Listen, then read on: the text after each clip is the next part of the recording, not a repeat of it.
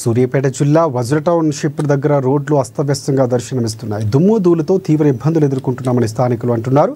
ఇక కొత్త రోడ్లు వేయకపోగా ఉన్న రోడ్లన్నీ ఆగం చేస్తున్నారని ఆవేదన వ్యక్తం చేస్తున్నారు. ఎన్నిసార్లు ఫిర్యాదు చేసిన అధికారులు పట్టించుకోవడం లేదని స్థానికులు ఆరోపించారు.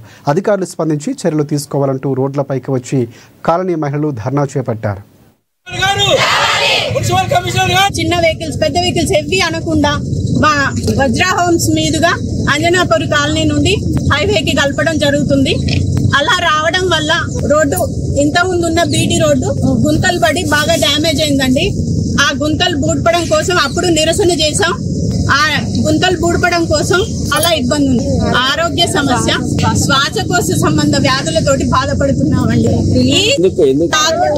పొద్దున లేచిన దగ్గర నుండి నిద్ర లేచిన దగ్గర నుండి మొదలు పెడితే నిద్ర పోయినా కూడా ఈ సమస్య అనేది మాకు కిటికీలో నుండి చిన్న ఎంత డోర్ కర్టెన్స్ ఎన్ని క్లోజ్ చేసినా డస్ట్ మాత్రం వస్తుందండి.